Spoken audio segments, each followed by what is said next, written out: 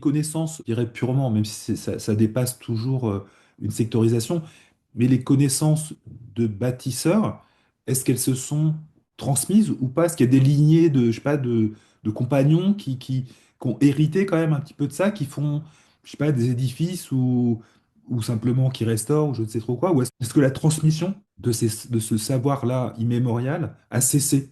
Non, il n'a pas cessé.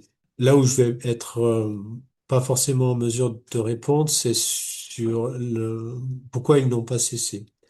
Alors, bien sûr que ça, l'enseignement notamment des arts libéraux a quasiment disparu à partir de la Renaissance, en fait. Donc, une époque charnière où on a complètement changé de paradigme. Et donc, ce type d'enseignement s'est quasiment éteint, mais il ne s'est pas totalement éteint. Voilà. Donc il a su se transmettre, ça, on le sait, à travers différentes sociétés initiatiques, mais que de manière partielle à chaque fois dans ces différentes sociétés, par exemple.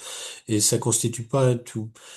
Par contre, on se rend compte sur des réalisations qui sont très contemporaines, si tu veux, qu'on a des choses qui sont faites de manière remarquable, comme s'il y avait effectivement une connaissance qui s'était bien perpétuée dans le secret, dans le silence. Alors pourquoi pas, effectivement, à travers effectivement des sociétés secrètes, comme je le disais, ou initiatiques en tous les cas.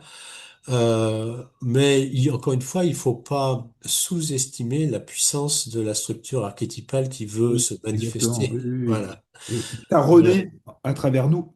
C'est ça, ça renaît systématiquement à travers, à travers la personne qui va penser, enfin à travers n'importe qui, en fait, Oui, oui. j'allais En fait, dire. ça ne meurt jamais parce que c'est le vivant, donc ça Voilà. revient. Après, on a des périodes un peu d'extinction quand même de la connaissance et de la conscience tout ça. Mais quand on descend très bas en fait, dans l'obscurantisme par rapport à ces informations-là, c'est toujours là où ça devient intéressant parce qu'il y a le retour Oui, par des chercheurs souvent indépendants comme toi, comme Howard Crowers, etc. C'est ça qui est intéressant. Donc, il faut peut-être que ça meure en apparence pour que ça renaisse autrement dans le temps de chaque génération. potentiellement, oui, on pourrait avoir un schéma comme celui-ci, oui. Oui. De lui-même, l'instant est éternel. Ah.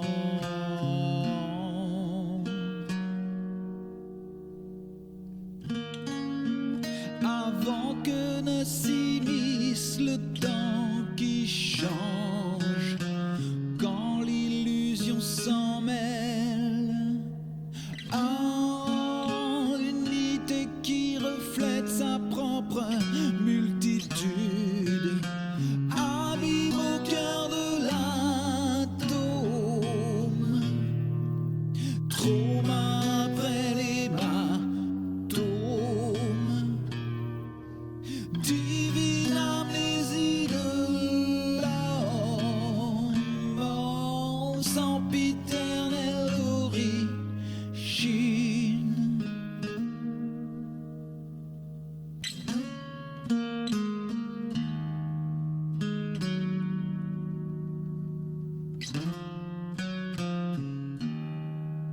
Frêle étincelle, un fragment de lumière parmi les mondes individuels, un morceau de présent qui se parle et se rêve